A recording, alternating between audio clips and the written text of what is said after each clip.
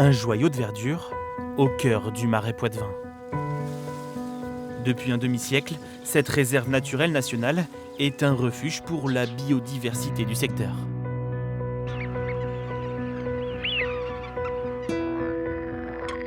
Sur ses 207 hectares de prairies naturelles humides, la réserve accueille 250 espèces d'oiseaux et toute une faune et une flore de saison. Alors pour ne pas les déranger, un chemin couvert de palissades a été mis en place. Alors, comme vous avez pu le constater, en fait, dans le marais des Séchers, on a très peu d'arbres et c'est pour se camoufler, pour que les oiseaux ne nous voient pas. Par contre, ce qu'on a fait comme ça des petits observatoires le long du couloir d'accès pour pouvoir observer les oiseaux. Chaque semaine, des visites et des animations sont proposées par l'équipe de la réserve.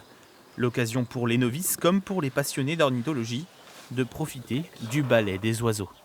Je viens depuis au moins 7 ou 8 ans, une fois par semaine, parce que comme ce sont des oiseaux migrateurs, il y a des arrivées, il y a des départs, donc on voit une vingtaine ou 25 oiseaux différents.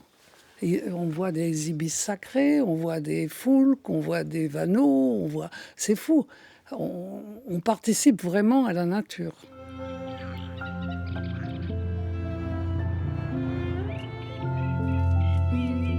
Rendre la nature accessible à tous, c'est l'objectif de cette réserve. Une façon de faire connaître la biodiversité au plus grand nombre afin de mieux la protéger. Ils ont vraiment sous les yeux ce pourquoi il y a besoin de protéger. Et on se rend compte qu'au fur et à mesure, en fait, les gens sont de plus en plus sensibilisés à la nature et font de plus en plus attention. Les oiseaux, les gens voient vraiment pourquoi il faut faire attention, quoi. Mais on se rend compte qu'ils font attention dans plein de domaines, y compris chez eux aussi, quoi, à leur niveau. Créée en 1972, puis classée réserve naturelle nationale en 1976, la réserve Michel Brosselin, en un demi-siècle d'existence, a été témoin de changements dus au réchauffement climatique.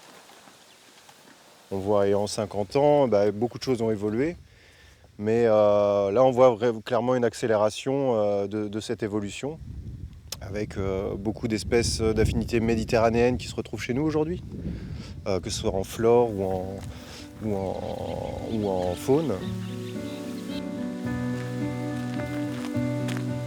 Mais pour le conservateur des lieux, pas question de baisser les bras. L'heure est aujourd'hui à l'adaptation face au bouleversement du climat.